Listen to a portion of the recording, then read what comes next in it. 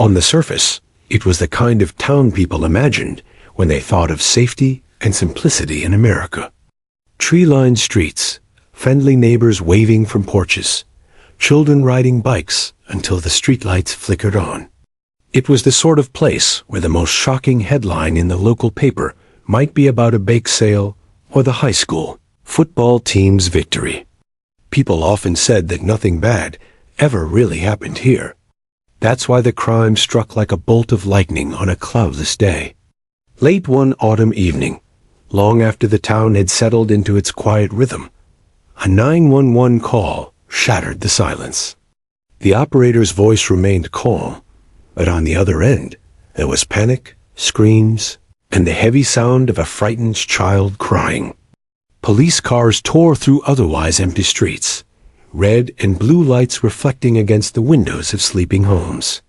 When officers arrived, they discovered chaos. A house had been broken into, its front door splintered, drawers overturned, and possessions scattered as though someone had ransacked it in a frenzy. The homeowner lay injured, badly shaken but alive, unable to describe the intruder clearly. It had all happened too fast. The air inside the home smelled faintly of fear and dust, and in the corner, clutching a small teddy bear, was the only other witness, a 3-year-old girl. Her eyes, wide and unblinking, followed the officers as they moved through the house. She didn't speak. She didn't cry anymore. She simply stared. To most, she appeared far too young to have understood what had taken place. To the seasoned detectives, however, there was something haunting in her gaze, as though she carried knowledge she could not yet express. The next morning, word spread like wildfire through the community. "Did you hear about the break-in?" whispered neighbors across fences. "They say there was a little girl there when it happened," others replied. Rumors piled onto rumors, each version more terrifying than the last. Some believed it was the work of a drifter, someone passing through town.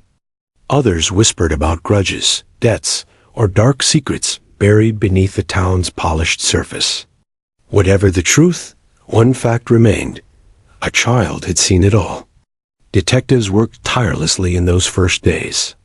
They dusted for fingerprints, collected fibers, photographed every corner of the damaged home, and canvassed the neighborhood for security footage. But results were thin.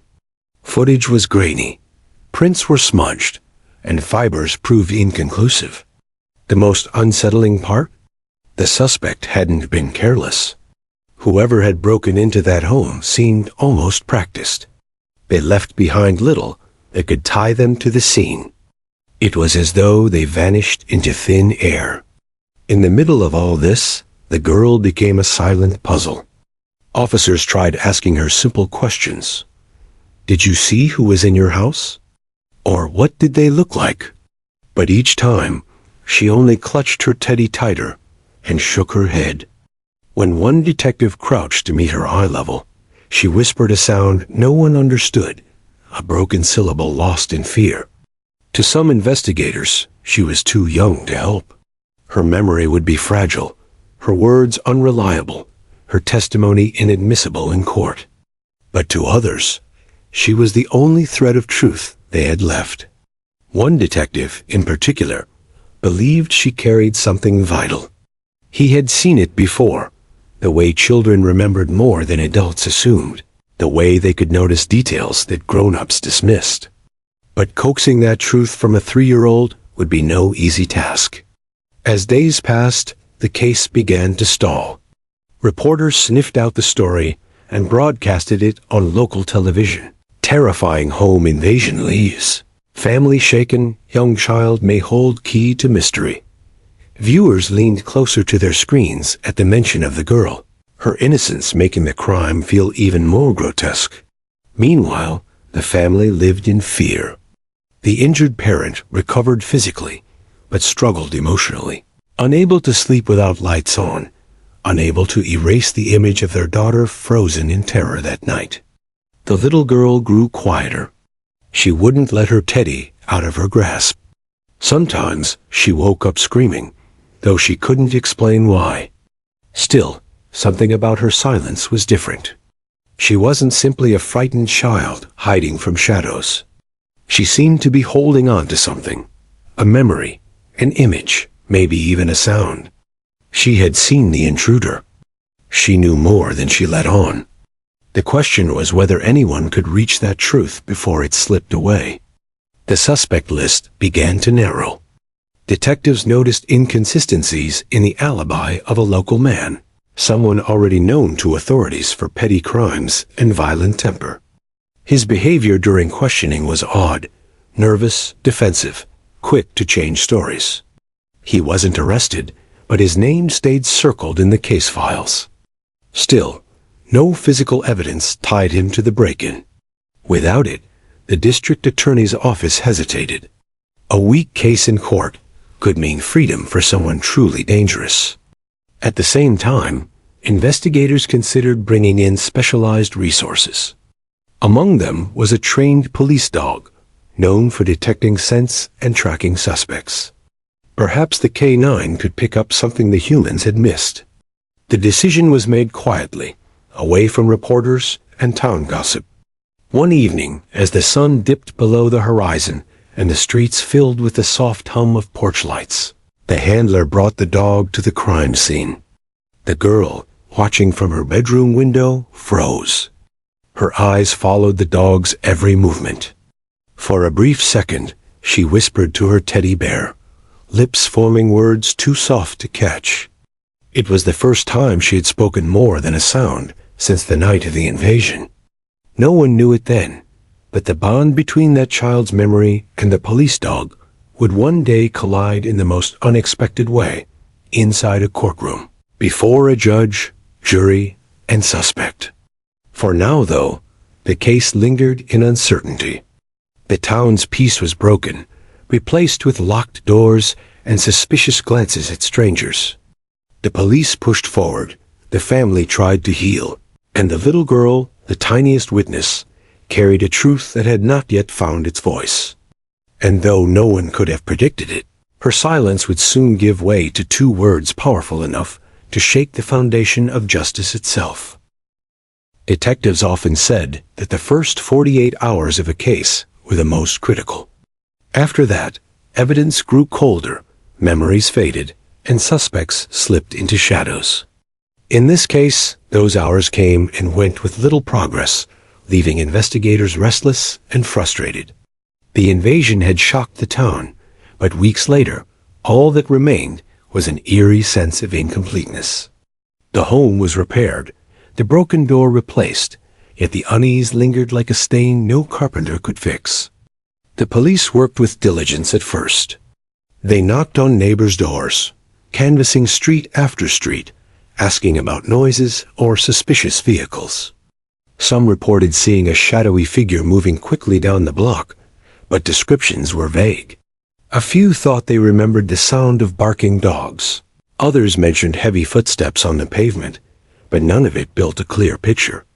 Evidence gathered at the scene was disappointing. Fingerprints were too smudged for reliable identification, footprints muddied by rain, and fibers yielded no meaningful leads. The suspect seemed almost professional in how little they left behind.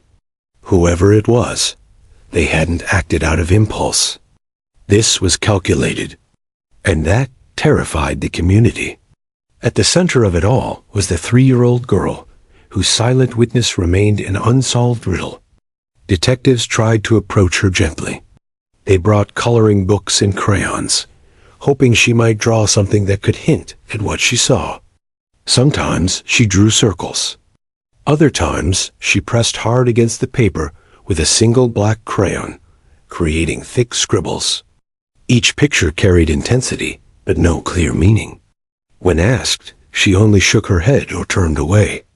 The department consulted a child psychologist who specialized in trauma.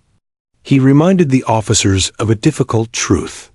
Children this young don't recall events the way adults do. They remember in fragments, images, sounds, feelings.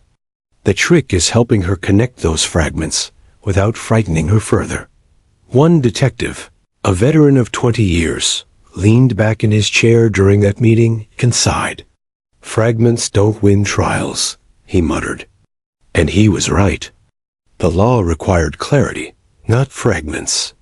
Yet something in the girl's demeanor kept them from dismissing her completely. Her silence wasn't emptiness. It was heavy, as though weighted down by something she could not yet give voice to. Meanwhile, suspicion was building around one man in particular. His name floated in hushed tones among the officers. A 30-something with a history of petty theft, known for his temper and erratic behavior. He had once been arrested for breaking into a car, another time for trespassing. He wasn't a stranger to the system. When detectives brought him in for questioning, his answers were evasive. He claimed he had been at home the night of the invasion, but no one could confirm it. Something about him didn't sit right. He twitched nervously, eyes darting whenever questions turned specific. At one point, when asked directly about the child witness, his face tightened, and he snapped, "She's just a kid. What could she possibly know?" It was meant to dismiss, but it came off defensive. Too defensive. Still, the law required evidence, not gut feelings. Without fingerprints, DNA, or credible eyewitness testimony, the man walked free. For the investigators, it was like chasing smoke. They had someone they believed could be guilty, but nothing tangible to tie him to the crime. The frustration only grew when reporters pressed for answers. "Do you have any suspects? When will the town be safe again?" The police chief, standing stiff at a podium, repeated the same prepared lines. "We are pursuing every lead. Our department is working tirelessly. The safety of our citizens is our top priority." But behind closed doors, morale was sinking. To reinvigorate the investigation, detectives turned to specialized resources. That's when they decided to involve the K9 unit. A trained police dog could detect scents invisible to human senses, track where suspects had been, and even uncover hidden evidence. If human investigation had reached its limits, maybe the dog could push the case forward. The handler, a tall man with years of experience, arrived with his German shepherd late one evening. Together, they combed through the yard of the invaded home. The dog sniffed intently, moving in circles, pausing near the broken doorframe, then darting toward the back fence. The handler noted his reactions carefully. There was something here, some faint trail that suggested the intruder had left on foot, heading toward the alley. But the trail ended abruptly. Rain had washed away what the dog might have followed. Still, the attempt caught the attention of the family. The little girl, peering from the window, had never seen the police dog before. Her small hands pressed against the glass as she watched him move. Her eyes widened, and for a fleeting moment, her lips parted. She whispered softly to her teddy bear. The adults couldn't hear, but it was the first time she'd reacted with something other than silence. The psychologist noted this in his report. The child displays recognition or emotional connection when the police canine is present. This may be a potential memory trigger. He recommended further observation, but detectives, burdened by caseloads and pressure, brushed it aside as coincidence. Weeks turned into months, and the case seemed to wither. Leads dried up. Tips stopped coming. The suspect who had once been at the center of suspicion now lived freely, though still watched carefully. The family grew tired of waiting for justice, and the town adjusted, albeit uneasily, to a new normal. Doors that once remained unlocked were now bolted. Porch lights stayed on late into the night. Trust, once the cornerstone of the community, had been fractured. But something else was happening beneath the surface, something no one realized yet. The little girl's memory, though fractured and fragile, was beginning to resurface. Sometimes, during playtime, she muttered sounds to her teddy bear. Sometimes she pointed at shadows with sudden intensity. And sometimes, when she saw pictures of animals, her finger hovered over the dog, and her brow furrowed. The investigation might have stalled in the eyes of adults, but in the mind of a child, a quiet storm was gathering. The truth was still there, waiting for the right moment to escape. What no one knew was that the breakthrough would not come from new evidence in a lab or from a confession in an interrogation room. It would come from a courtroom in front of strangers, when a 3-year-old pointed at a police dog and spoke 2 words that would change everything. For now, though, the police were left in limbo, chasing shadows, doubting their own instincts, and wondering whether they had already failed the one witness who mattered most. The investigation wasn't dead. It was sleeping, waiting for a child to awaken it. Children are like sponges, adults often say. They soak up everything around them, though they may not always understand what they've absorbed. For investigators working this case, that truth became both a blessing and a curse. The 3-year-old girl had witnessed something terrible. Of that, everyone was certain. But how could they draw out her memories without frightening her further, without breaking the fragile shell she had built around herself? The family finally agreed to let a child psychologist step in. His name was Dr. Raymond Keller, a calm, patient man who had spent 2 decades working with children in trauma. He understood the delicacy required. "You don't demand answers from a child," he explained to the detectives. "You invite them. You give them room to tell their story in their own language, and you listen to what they don't say, as much as what they do." Their sessions began in a brightly colored room filled with toys, blocks, dolls, and art supplies. To the untrained eye, it looked like a playroom. But to Dr. Keller, it was a stage where memory and fear often acted out their silent scripts. At first, the girl was hesitant. She clutched her teddy bear with both hands, keeping it close to her chest as though it were armor. When Dr. Keller asked if she wanted to draw, she shook her head. When he slid crayons across the table, she stared at them as if they were foreign objects. It took 3 visits before she picked up a crayon. When she finally did, her drawings unsettled the adults. At first glance, they looked like any child's doodles: crook lines, stick figures, and messy circles. But repeated patterns emerged. There was always a figure larger than the others, colored in with dark scribbles, almost violent in their intensity. And beside it, often smaller, another figure, sometimes shaped like an animal, sometimes just a vague outline with pointed ears. "What do you see here?" Dr. Keller would ask gently. The girl rarely answered. Sometimes she pointed at the large figure, frowned, and looked away. Other times she hugged her teddy bear tightly, rocking slightly as though trying to comfort herself. Slowly, fragments began to emerge. One afternoon, while stacking wooden blocks, she whispered, "Man? Bad." It was the first time she had used the word man in relation to her memory. Dr. Keller noted it immediately. The detectives were eager for more, but Keller urged patience. Forcing her could backfire. Trauma in children doesn't unravel like a thread. It bursts through in pieces. The girl's mother, watching from behind a one-way mirror, pressed her hand to her mouth. Seeing her daughter struggle to express something so terrifying broke her heart. Yet, it was also the first glimpse of progress. In subsequent sessions, the girl's fragments grew clearer. She would cover her ears suddenly, as though remembering a loud noise. Sometimes she would crawl under the table, insisting softly, "Hide." She once dropped a crayon abruptly, eyes fixed on the corner of the room, whispering, "She." Quiet. Each act carried weight. These weren't random behaviors. They were echoes of the night she couldn't forget. But one breakthrough came unexpectedly. During a session, Dr. Keller brought in a set of picture cards, simple drawings of animals, houses, trees, and people.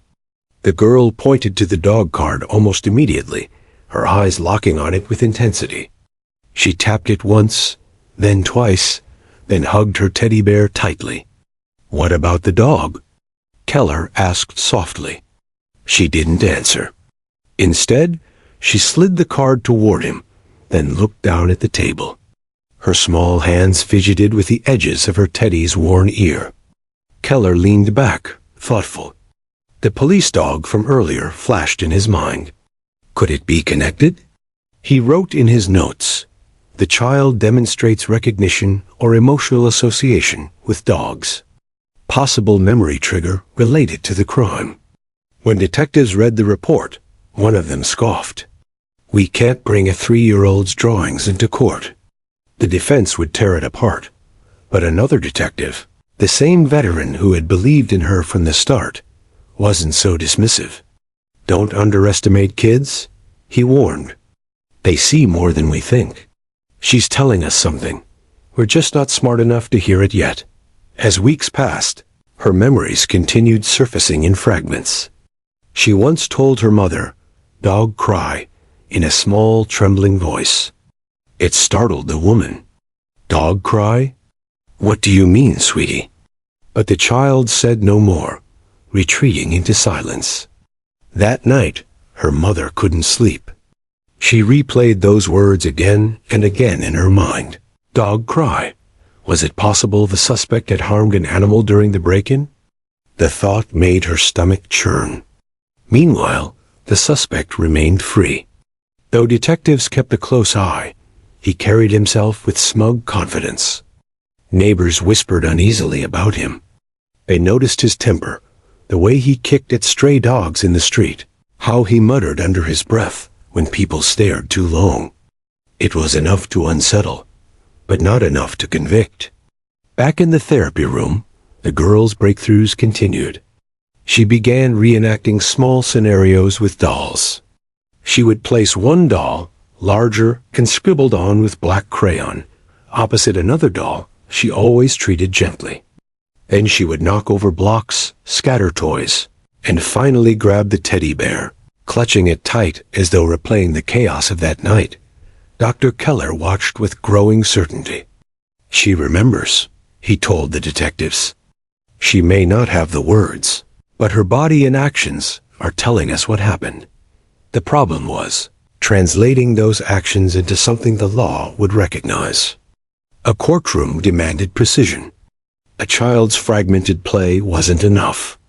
The prosecution feared a defense attorney would rip it to shreds, arguing imagination, suggestion, or coaching. Still, there was something undeniable about the way her fragments aligned with details investigators already knew. Her covering her ears matched the victim's account of a loud crash. Her hiding under the table mirrored the overturned furniture. And her fixation on the dog hinted at a piece of the story no one had yet pieced together. The detectives debated endlessly. Should they involve her directly in the case? Or should they protect her from the trauma of reliving it in public? The question weighed heavily, but the answer soon came from the court itself. The trial was approaching. The prosecution's case was thin. Circumstantial evidence, behavioral suspicion, but nothing definitive. They needed something more. And so, reluctantly, they petitioned the judge to allow the child to testify under careful guidance. The judge hesitated, aware of the risks, but ultimately agreed. The decision was controversial. Some called it brave. Others called it reckless. But everyone agreed on one thing. It was unprecedented in their small town. As the court date neared, the girl's fragments began to fuse. She spoke a little more, whispered a little louder. Sometimes, in moments of vulnerability, she would look at her teddy bear and say 2 words quietly, the same 2 words that would one day shock the world. For now, though, the stage was being set. The courtroom awaited. The suspect, arrogant and smug, prepared to walk free. And the little girl, fragile yet brave, was about to step into a world where her broken memories might become the very weapon that delivered justice. The courthouse stood at the center of town, an old brick building with weathered columns and creaking doors.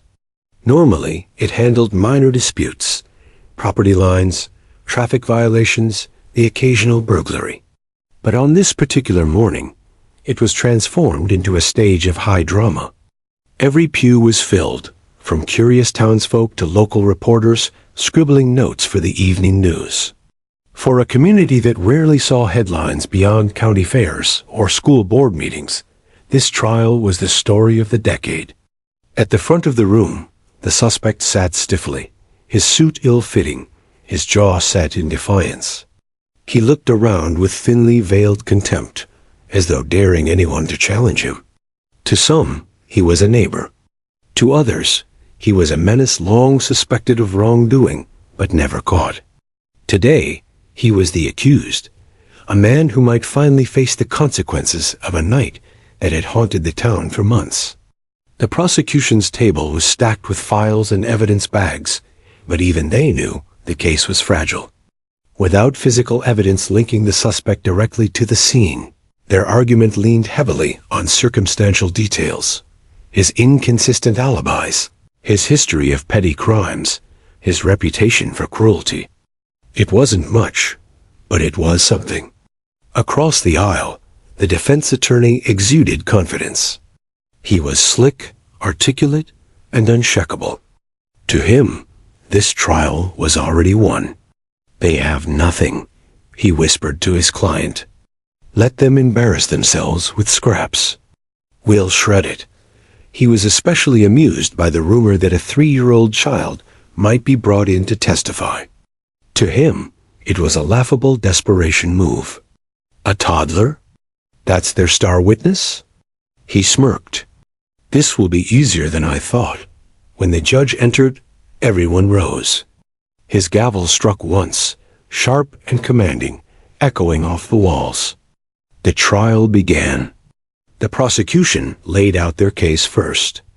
They painted a picture of that fateful night: the broken door, the ransacked drawers, the injured parent, and the terrified child. They described the suspect's violent temper, his history of trespassing, and the suspicious gaps in his story. They presented the jury with small details: shoe prints that loosely matched his size, witness reports of a man seen fleeing the area, the uneasy reputation he carried in town.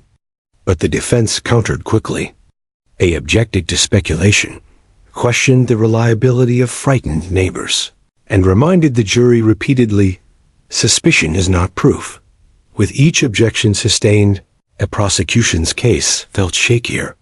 The atmosphere in the courtroom was tense. Jurors leaned forward, struggling to piece together the truth from the noise. Spectators whispered, occasionally earning a sharp glare from the bailiff. The family of the victim sat quietly, hands clasped tightly in their laps, their eyes fixed on the floor whenever the suspect looked their way. It was then, on the second day of the trial, that the prosecution made their boldest move. They requested the child be brought in to give testimony, under careful conditions. The defense immediately objected. "Your Honor, this is absurd. A 3-year-old child cannot be expected to provide reliable testimony. This is nothing but emotional manipulation." The judge paused, weighing the arguments. His gaze shifted toward the prosecution, then to the defense, and finally to the jury. The decision was not easy. He knew allowing such a young witness could risk ridicule, but he also understood the weight of innocence in the eyes of the public. After a long silence, he struck his gavel. "The objection is overruled.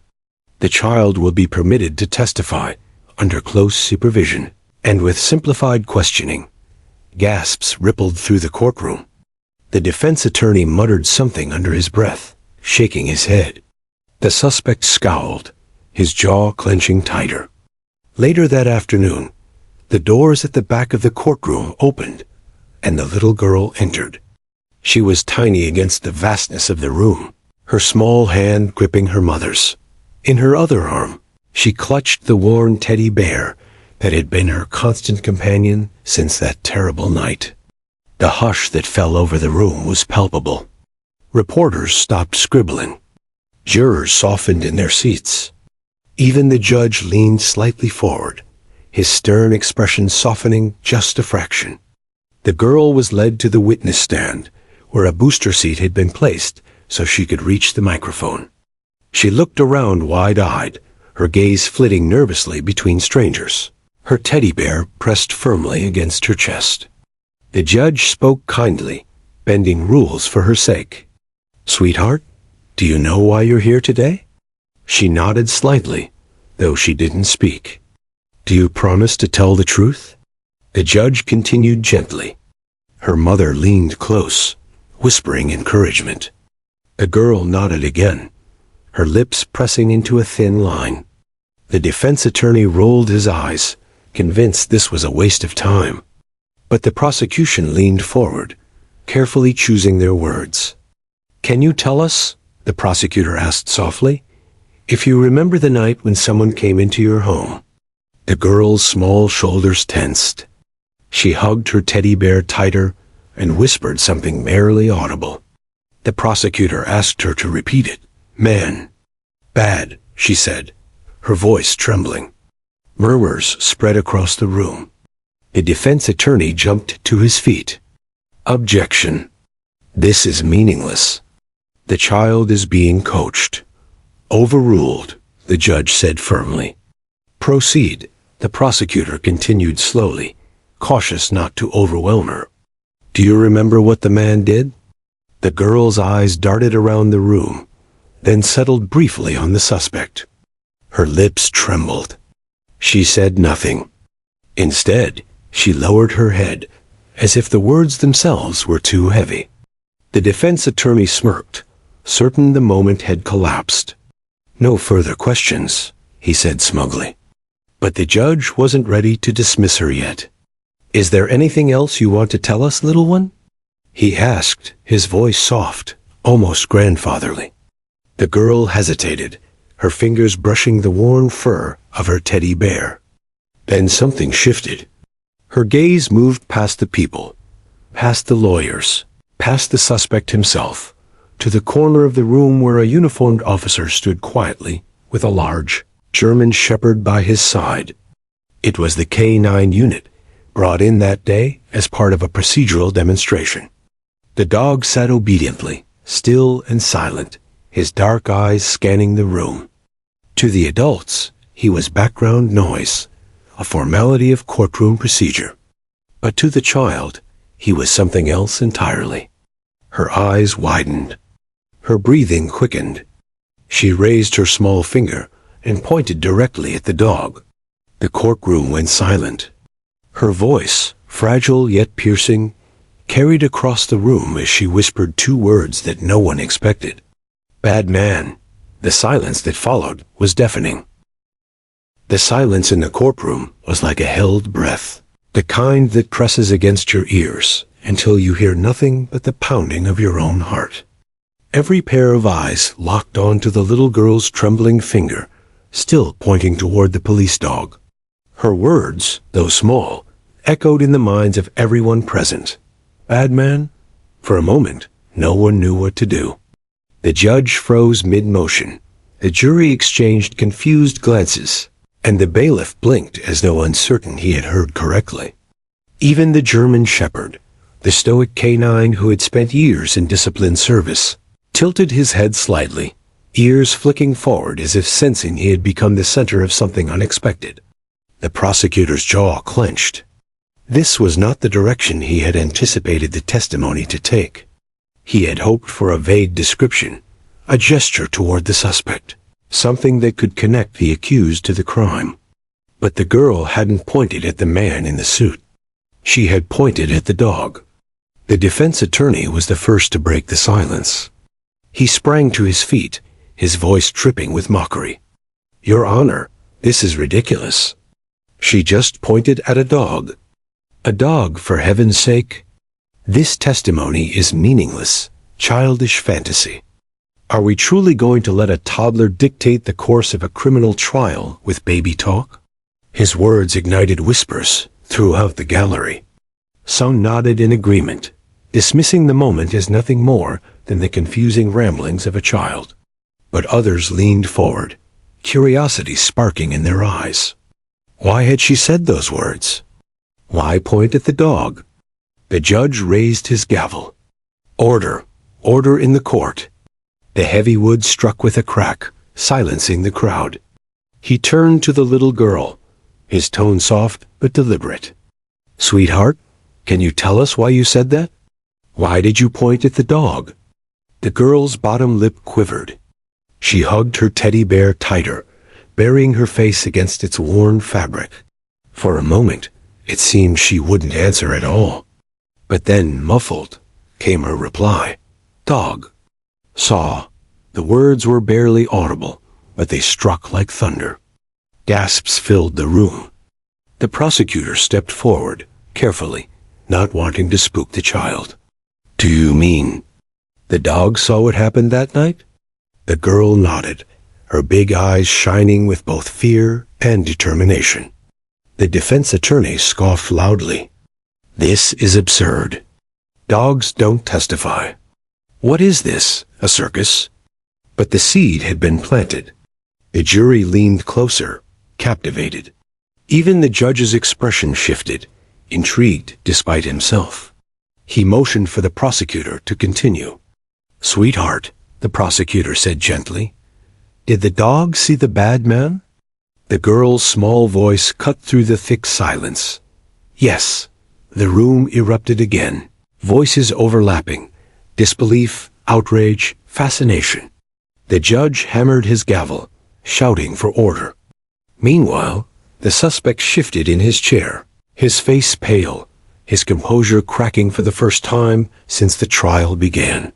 He avoided the girl's gaze, his fingers twitching nervously against the table. The prosecutor, sensing an opportunity, turned toward the canine handler. Officer Daniels, please step forward with your partner. The handler obeyed, leading the German shepherd closer to the witness stand. The dog padded silently across the floor, muscles rippling beneath his sleek coat, until he sat obediently by the girl's side. She looked down at him, then back at the prosecutor, as though the presence of the animal gave her strength. Sweetheart, the prosecutor said softly, can you tell us what did the bad man do to the dog? Her eyes welled with tears. She pointed again, not at the dog this time, but at the suspect across the room. Her voice trembled as she whispered, hit him. A ripple of shock coursed through the courtroom. The jurors' expressions hardened, the family of the victim gasped, and the suspect finally broke his silence. He slammed his fist against the table, his voice raised in anger. That's a lie. She doesn't know what she's talking about. But the outburst was his undoing. The jury flinched at his aggression. The bailiff stepped forward, and the judge's gavel crashed down furiously. Silence. You will not disrupt this courtroom again. The defense attorney scrambled to recover. Your Honor, I must reiterate, this is the imagination of a toddler. Dogs can't corroborate testimony. This has no basis in legal procedure, but the prosecutor countered swiftly. Perhaps not directly, Your Honor, but K-9 units keep training records, behavioral notes, and incident logs. If this animal was attacked by the defendant, there may be documented evidence, medical reports, handler observations, disciplinary notations. The child's words could lead us to tangible proof. The judge hesitated, his gavel poised. His eyes shifted between the trembling girl, the calm but alert dog, and the defendant still seething in his seat. Finally, he nodded. The court will allow the line of inquiry. Officer Daniels, submit all relevant reports regarding your K-9 partner immediately. The defense attorney sputtered with outrage, but the damage was done. The jury had witnessed the girl's bravery, her innocence untainted by agendas or manipulation. Her two simple words had cracked the trial wide open. As the girl was escorted out of the courtroom, still clutching her teddy bear, she glanced back once more at the dog. He met her gaze with steady eyes, as if silently affirming her truth. The moment was small, almost imperceptible, yet it carried a weight that lingered in every heart present. By the time the gavel struck to adjourn for the day, the trial had shifted entirely.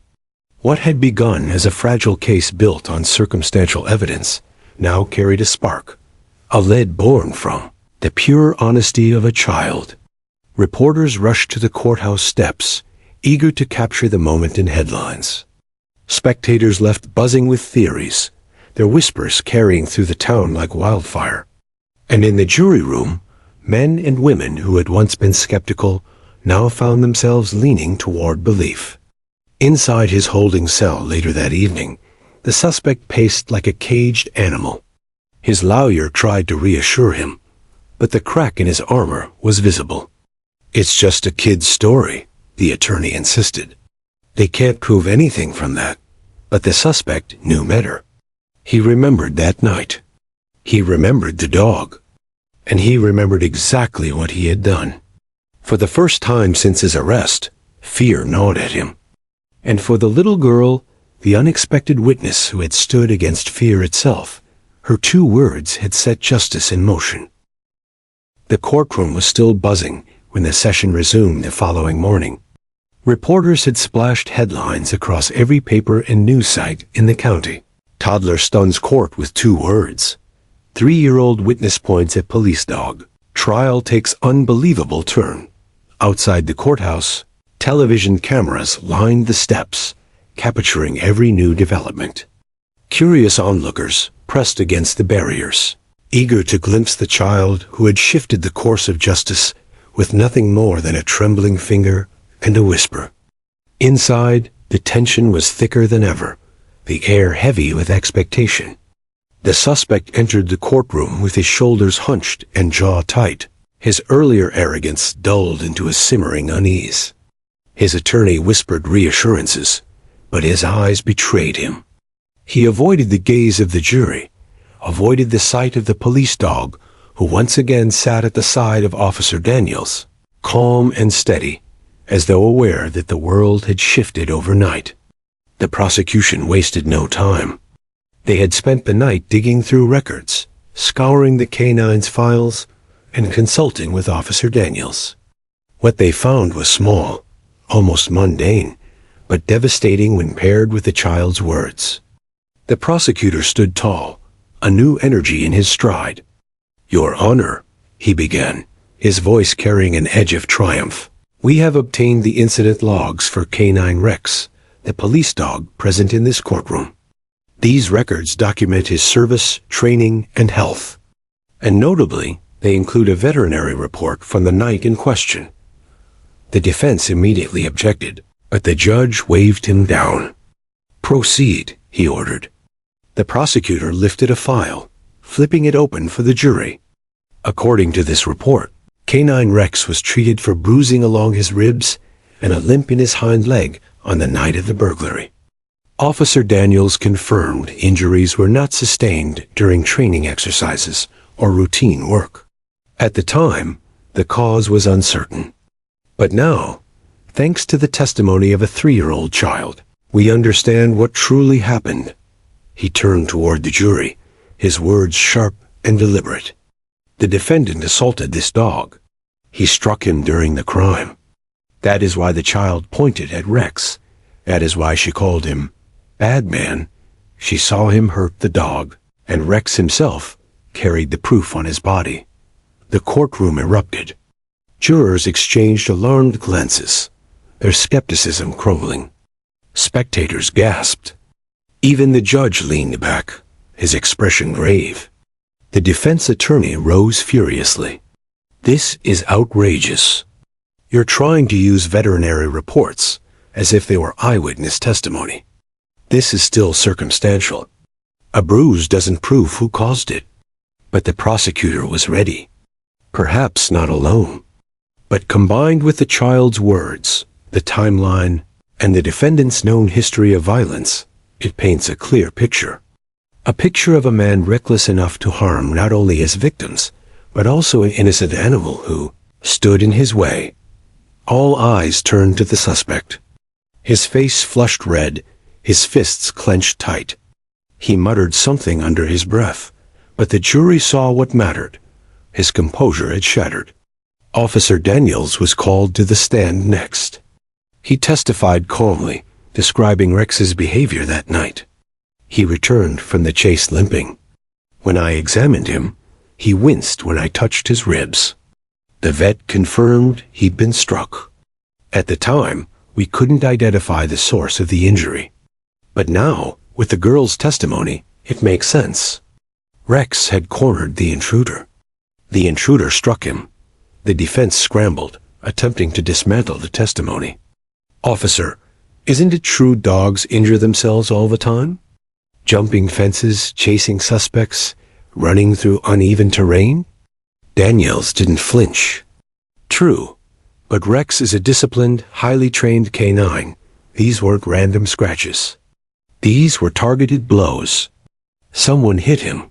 The jury nodded almost in unison, their trust in the officer and his loyal companion outweighing the defense's protests. Then came the moment no one expected. During cross-examination, the defense made a critical mistake. "Tell me, officer, did your dog ever identify the defendant as the attacker? Did Rex ever signal or alert on him?" Daniels paused, glancing at Rex. The German shepherd sat tall, eyes fixed on the defendant, ears forward. Daniels hesitated, then spoke carefully.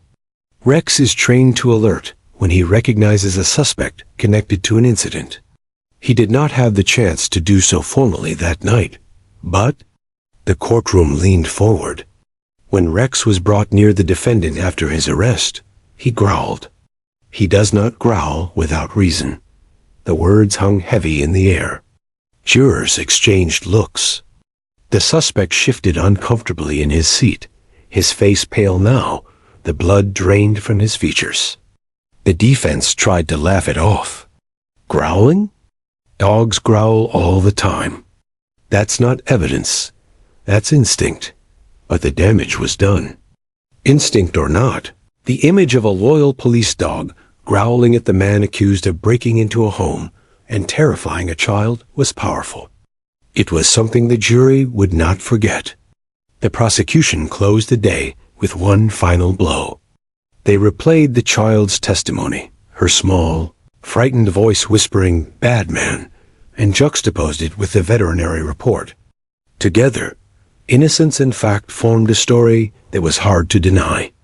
When the judge adjourned court, the atmosphere was electric. The townsfolk filed out buzzing with conversation. Reporters shouted questions, cameras flashed, and headlines wrote themselves. But in the quiet corners of the courthouse, the truth lingered. A child's courage, paired with a dog's silent suffering, had cracked open a case thought unwinnable. That night, the girl slept peacefully for the first time in weeks, her teddy bear by her side. Her mother sat nearby, tears of pride in her eyes. She had faced the monster who had shattered their lives and pointed him out in her own innocent way. And Rex, lying at Officer Daniels's feet in his kennel, rested too, his part in the trial not over, but already monumental. He had been struck, injured, and silenced in that dark moment, but now his wounds spoke louder than words. For the defendant, the walls were closing in. His arrogance had crumbled.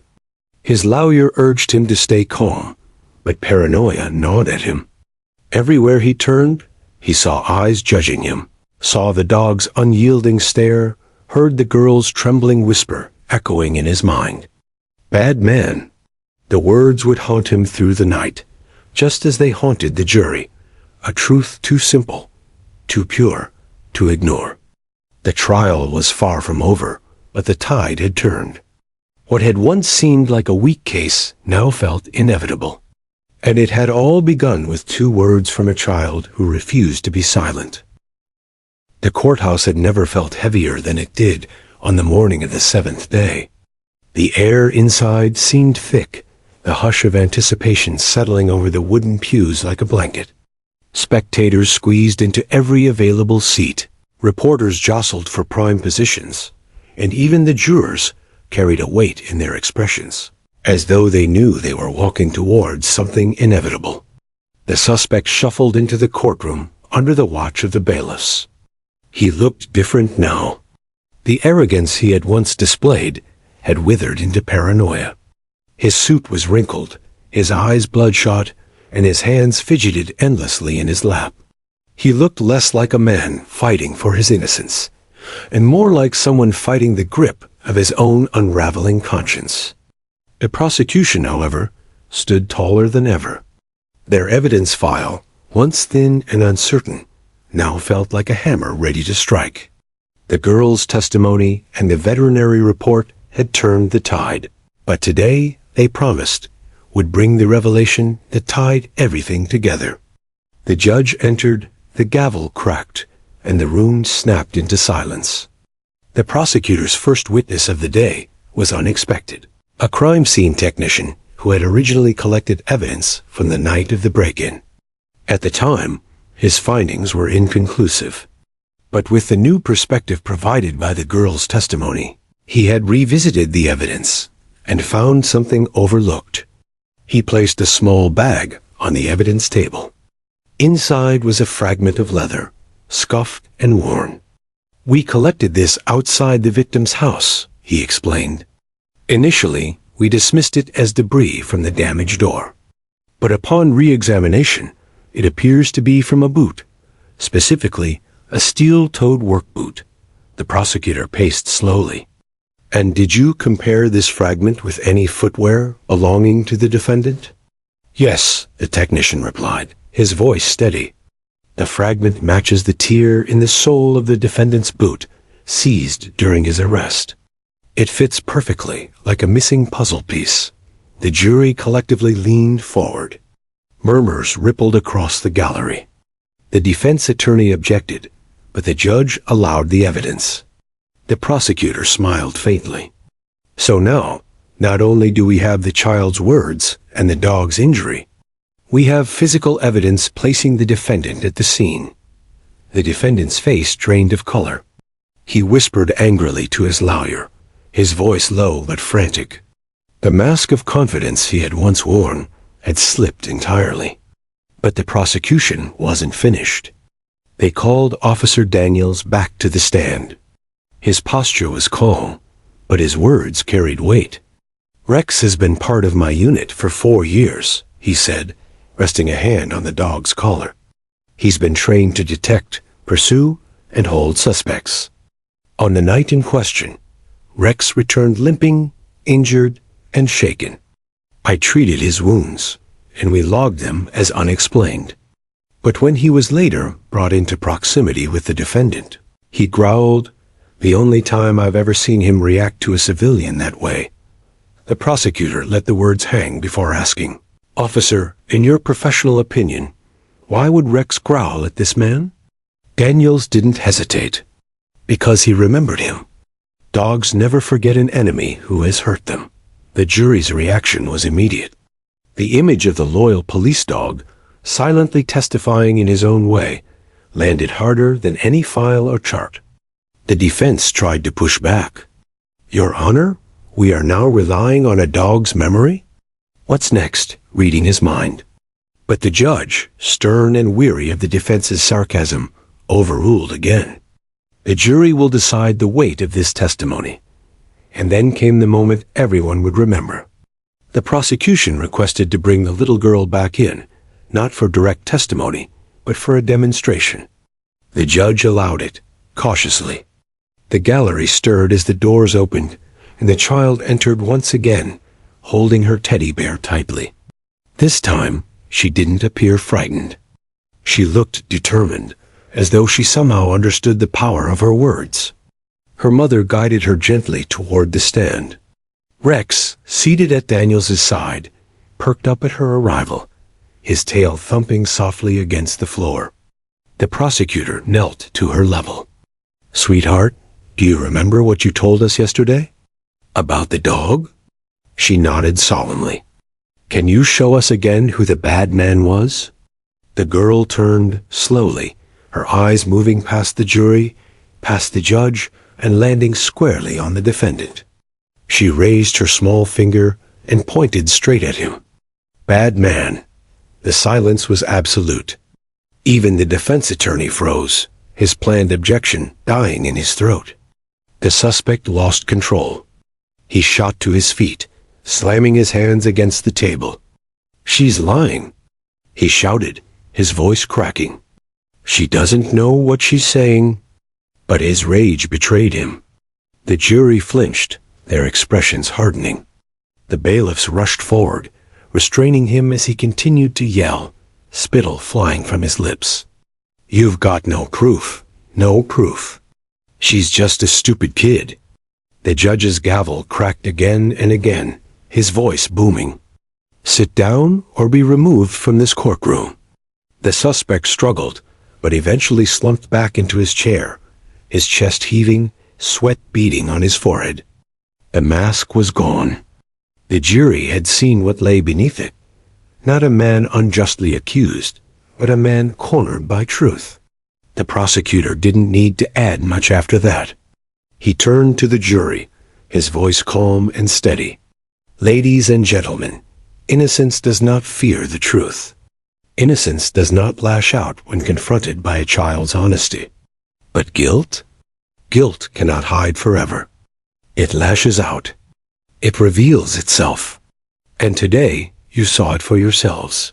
By the time the gavel struck to adjourn, the case felt all but decided. In the hallway afterward, reporters swarmed, asking the same question over and over. What will happen next?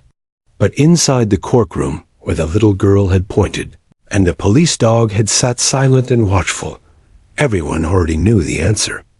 The revelation had come. The puzzle was complete. The jury would carry the memory of that small, trembling voice with them forever. Bad man, and the man she pointed at knew, deep down, that his time was running out. The final day of the trial dawned gray and heavy, the kind of morning where clouds hung low, as if the sky itself bore witness to the weight of justice about to be decided. Outside the courthouse, the crowd was larger than ever. Reporters set up cameras along the steps, microphones in hand, waiting to capture history. Townspeople clustered behind barriers, whispering anxiously, their breath visible in the cool air. Inside, the courtroom brimmed with tension. The jurors filed in one by one, their faces solemn, carrying the burden of the community's eyes upon them. The prosecution sat tall, their files neatly stacked, their expressions confident but measured. Across the aisle, the defense looked exhausted, their once cocky demeanor worn away by the tide that had turned against them. The defendant slumped in his chair. His face was pale, his eyes bloodshot, his jaw twitching with restless tension. Gone was the arrogance he had carried into the first day of trial. Now, he looked like a man cornered, a man who had seen the walls closing in with every whispered word of the child, with every growl of the police dog, with every piece of evidence that slowly, methodically, pinned him to his crime. The judge entered. His gavel struck once, sharp and final. Court is now in session. We await the jury's decision. The silence was absolute as the jury foreman stood, a folded piece of paper in hand. He cleared his throat, his voice steady but tinged with gravity. On the charge of aggravated burglary and assault, we find the defendant guilty. The words hit like a thunderclap. The gallery erupted. Gasps, cries, applause quickly hushed by the bailiff's stern commands for order. The victim's family clutched one another, tears streaming freely. Reporters scribbled furiously. Cameras clicked like frantic heartbeats. The defendant's head dropped into his hands. For a moment, he was utterly still, like a puppet with its strings cut. Then rage overtook him. He pounded his fists against the table, shouting, "This is a setup. You can't do this to me. She's just a kid. A stupid kid." Bailiff surged forward, pinning his arms and dragging him toward the exit. His voice echoed off the walls, a furious denial that convinced no one. To the jurors, to the spectators, to the entire community, the truth had already been spoken, in a toddler's trembling words and a loyal dog's silent testimony. The judge's gavel fell again, commanding silence. Order, The verdict is final. Sentencing will proceed. His voice, firm and immovable, carried the weight of justice. When the courtroom finally adjourned, a different kind of silence settled, the silence of release, of a community exhaling after months of tension. Outside, the little girl emerged with her mother, clutching her teddy bear tightly. Reporters swarmed, cameras flashing, questions flying like arrows. What did she see that night? How did she know? What made her point the dog? But the child was shielded by her mother, who whispered, "She's just a little girl." She told the truth, that's all, and that was enough. Standing nearby was Rex, his handler Officer Daniels at his side. The dog sat calmly amid the chaos, his amber eyes steady, his ears alert. When the girl spotted him, her face lit with something pure and unshakable. She tugged at her mother's sleeve and pointed. "Doggy," she whispered, breaking into a shy smile. Officer Daniels led Rex closer, and the German shepherd's tail wagged gently. The girl reached out, her tiny hand brushing against the dog's fur. For the first time in months, she giggled softly, a sound that melted the hearts of everyone who heard it. Daniels crouched, his voice warm. "He remembers you," he said. "He knows you helped him." The girl hugged her teddy bear tighter and nodded. "Good dog?" It was a simple exchange, but in that moment, it felt profound. The courtroom drama, the evidence, the shouting, it all faded into the background. What remained was the bond between a child and a dog, two innocent souls who had endured something dark and terrifying, yet emerged as symbols of truth and courage. Over the following weeks, the town settled back into its rhythm, but the story lingered. Newspapers ran headlines about the toddler who pointed at justice, and the police dog who helped convict a criminal. National outlets picked it up, marveling at the unusual case where a 3-year-old and a canine together tipped the scales of justice. But for the little girl, life returned to something resembling normal. She went back to preschool, back to playdates, back to afternoons spent coloring and watching cartoons. Her mother shielded her from the noise, reminding her only that she had been brave, that she had helped keep others safe. As for Rex, he became more than a working dog. He became a local hero. Children at schools invited him for demonstrations. Townsfolk stopped Officer Daniels on the street just to pat his head. The bruises he had once carried healed, but the story of his silent testimony remained etched in memory. And in quiet moments, away from the cameras and headlines, Rex and the little girl met again. She would crouch down beside him, her teddy bear in one hand, her other buried in his fur. He would sit calmly, eyes closed, tail wagging softly. They shared no words, but they didn't need them. Because sometimes, the purest truths are spoken not in grand speeches or lengthy testimonies, but in the simple honesty of a child's whisper and the unwavering loyalty of a dog. The town never forgot the trial. Parents told their children the story not just of a crime, but of courage, how even the smallest voice could carry the greatest power. How innocence could reveal guilt when adults looked away. How truth, no matter how fragile, could stand against lies. And at the heart of it all was the image that no one would ever forget.